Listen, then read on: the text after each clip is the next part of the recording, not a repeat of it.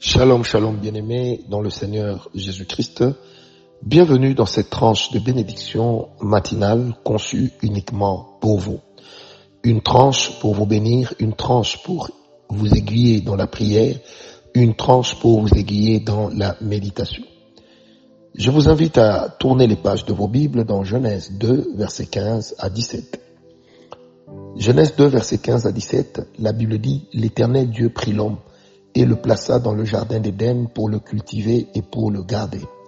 L'Éternel Dieu donna cet ordre à l'homme, tu pourras manger de tous les arbres du jardin, mais tu ne mangeras pas de l'arbre de la connaissance du bien et du mal, car le jour où tu en mangeras, tu mourras.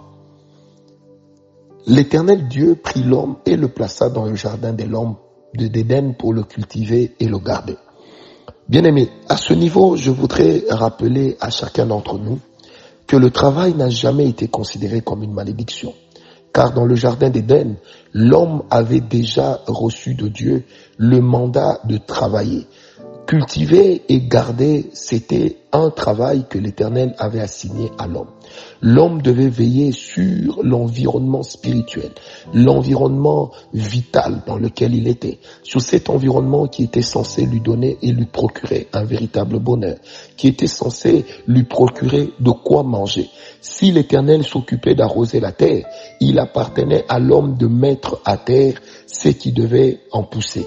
C'est pourquoi, bien-aimé, il est très important dans notre marche avec le Seigneur, il est très important dans notre vie de tous les jours, de savoir que nous avons de Dieu la responsabilité de travailler, la responsabilité de produire, la responsabilité de jeter la sémence à terre.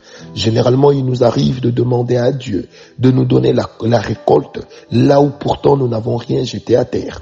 Il nous arrive de réclamer à Dieu une récolte là où nous n'avons pas sémé. Bien-aimé, la Bible déclare tant que le ciel et la terre existeront, la loi des semailles et de la moisson continueront. Bien-aimé, lorsque je sème sur une terre, je crois et je sais que ça va produire. Lorsque je cultive, cultiver c'est un travail. Celui qui cultive, qu'est-ce qu'il fait? Il plante. Celui qui cultive, qu'est-ce qu'il fait? Il est en train de poser quelque chose à terre tout en sachant que cela va pousser. Non seulement qu'il pose, mais il garde aussi. Bien-aimés, c'est vrai que Dieu veille sur nous, mais il nous revient aussi à nous, à chacun d'entre nous, de veiller sur ce que le Seigneur a donné, de veiller sur ce que l'Éternel nous a donné comme patrimoine. Bien-aimés, sur terre, nous n'avons pas tous reçu les mêmes opportunités. Sur terre, nous n'avons pas tous reçu les mêmes choses, la même intelligence. Nous n'avons pas tous reçu des opportunités qui seront ouvertes à tout le monde ou qui viendront au même moment. Mais néanmoins, sur terre, Dieu s'assure que chacun de nous puisse avoir ne serait-ce qu'un minimum vital. Et ce minimum, tu le trouves d'abord dans ton Éden.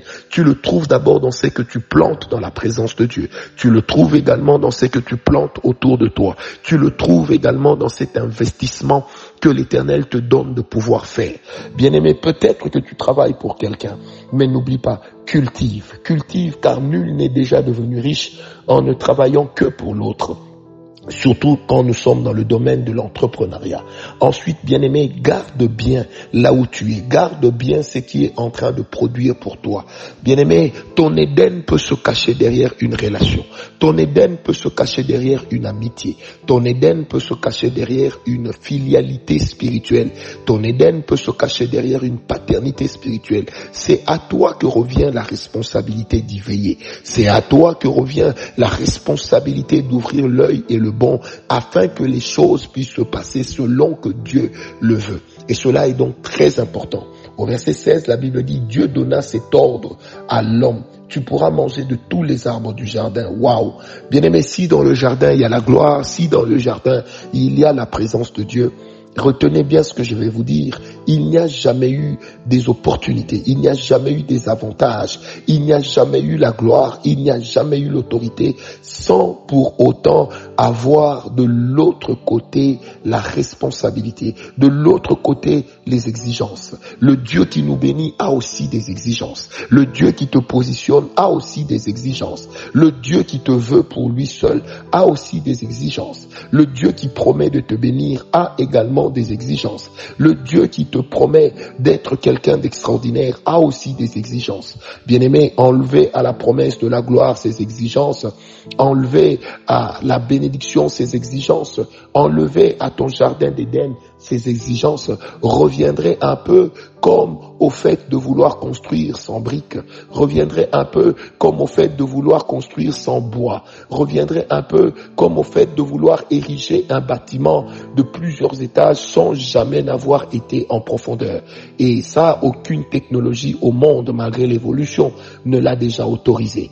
Bien-aimé, je voudrais te dire, toi qui es en train de prier et de méditer avec moi ce matin, Dieu est exigeant avec toi, mais n'oublie pas, les domaines dans lesquels Dieu se montre exigeant, ce sont également les divers domaines dans lesquels l'Éternel Dieu te bénira. Les domaines pour lesquels l'Éternel Dieu se montre exigeant avec toi, ce sont les divers domaines derrière lesquels l'Éternel Dieu a caché les ascenseurs qui t'amèneront vers le firmament, qui t'élèveront et qui te permettront d'être vus de tous. Bien-aimés, des fois Dieu est rigoureux avec nous. Deux fois nous avons l'impression que Dieu est trop sévère. Il nous arrive de dire, mais Seigneur, pourquoi seulement moi? C'est pourquoi seulement c'est à moi que tu exiges cela? Eh bien, bien-aimés, si nous pouvions aussi avoir ce même langage pour dire, pourquoi c'est seulement moi que tu bénis? C'est une manière de vous dire à tous, bien-aimés, que autant Dieu ne bénira que toi pour et dans ce domaine, autant Dieu sera également très exigeant. Vous savez, les exigences de Dieu, en réalité, ne vont jamais au-delà de tes capacités. Parce que l'Éternel ne te demandera jamais une chose, tout en sachant que en toi se cache un germe d'impossibilité de pouvoir accomplir la chose ou encore de pouvoir répondre à ce besoin. Il y a un Dieu au ciel et ce Dieu-là est avec toi. Il y a un Dieu au ciel et ce Dieu-là est d'accord avec toi. Aujourd'hui, alors que tu es en train de prier avec moi ce matin, je voudrais que tu saches que Dieu est exigeant parce qu'il y a une gloire derrière toi. Dieu est exigeant parce qu'il y a quelque chose qui t'attend de l'autre côté. N'oublie jamais cela. Verset 17, Dieu dit, tu ne mangeras pas de l'arbre de la connaissance du bien et du mal, car le jour où tu en mangeras, tu mourras. Bien-aimé, certaines choses, lorsque nous y touchons, ça finit par nous aliéner, ça finit par nous mettre hors de nous, ça finit par nous mettre hors course. C'est pourquoi il est important, bien-aimé, lorsque nous voulons vivre dans notre Éden, lorsque nous voulons vivre la prise en charge de Dieu, lorsque nous voulons vivre dans la présence de Dieu, lorsque nous voulons manifester la gloire de Dieu en nous et autour de nous, il est important de savoir, bien-aimé, que il y a toujours de l'autre côté, c'est que le diable veut, c'est que tu meurs. Or, Dieu ne veut pas ta mort, mais Dieu veut que tu prospères. Dieu ne veut pas ta faillite, Dieu veut que tu ailles de l'avant. Je prie pour une personne qui a son entreprise, je prie pour une personne qui a un petit commerce, je prie pour une personne qui n'a que des idées, je prie pour une personne qui est en train de planifier quelque chose. Il ne sait pas par où commencer. Bien-aimé, prends ce que tu as, retourne dans ton Éden, retourne dans la présence de Dieu, va les présenter à Dieu, dis au Seigneur, je suis prêt à marcher avec toi, j'aimerais connaître tes exigences. Nous avons un Dieu très exigeant, mais dans les exigences de Dieu se cache la puissance. Derrière les exigences de Dieu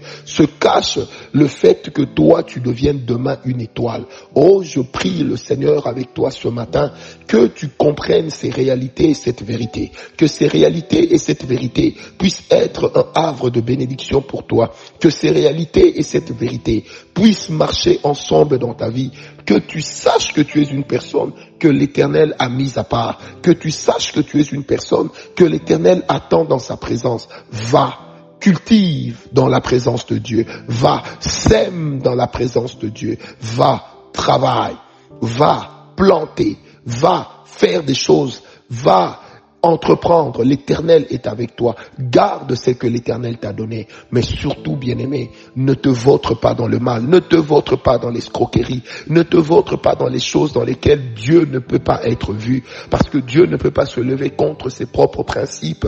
Dieu ne peut pas contredire sa propre parole. Dieu est Dieu. Il est le même hier, aujourd'hui et éternellement. Il est le Dieu tout-puissant et il te veut pour lui seul. Je te bénis là où tu es, je te bénis là où tu te trouves et je prie que la grâce de Dieu puisse marcher avec toi, que la puissance de Dieu puisse être ton partage ce matin et cela dans le nom de Jésus-Christ.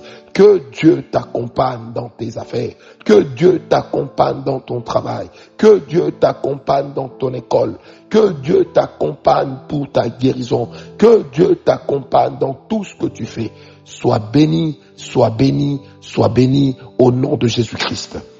Amen. C'était votre serviteur Francis Ngawala dans cette tranche bénie.